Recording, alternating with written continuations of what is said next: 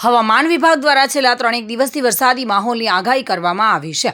ખાસ કરીને દક્ષિણ ગુજરાતમાં ભારે વરસાદ વરસવાની આગાહી કરી હતી, જે મુજબ અત્યારે માહોલ બની ગયો છે।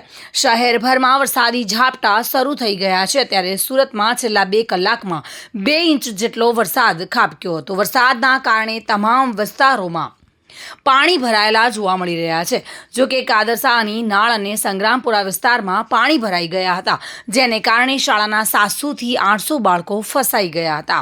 શાળા છૂટવાના સમયે જ વરસાદ વરસતા સમગ્ર વિસ્તારમાં 3 ફૂટ કરતાં પણ વધારે પાણી ભરાઈ જતા બાળકો ફસાઈ ગયા હતા।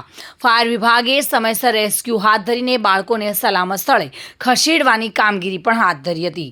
જો કે સ્કૂલ ચલાવનાર મોહમ્મદ યુસુફે જણાવ્યું હતું કે શાળાના બાળકો વર્ધી ચલાવીએ છીએ અને શાળા છૂટવા સમયે અહીં પહોંચી ગયા હતા। તે દરમિયાન ધોધમાર વરસાદ વરસી રહ્યો હતો અને આ રેસ્ક્યુ હાથ ધરીને આ બાળકોને બહાર કાઢવામાં આવ્યા હતા।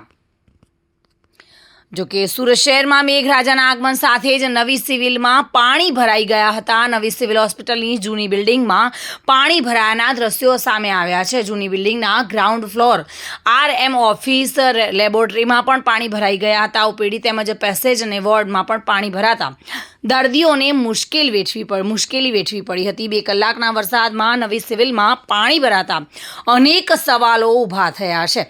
પાણીના નિકાલ માટે સફાઈ કર્મીઓ પાણી ઉલેચી રહ્યા હતા। જો કે હવામાન વિભાગ દ્વારા આગાહી કરવામાં આવી હતી કે દક્ષિણ ગુજરાતમાં ભારે વરસાદ થઈ શકે છે। આગામી 72 કલાક સુધીમાં સમગ્ર દક્ષિણ ગુજરાતમાં વરસાદી માહોલ છવાયેલો રહ્યો હતો।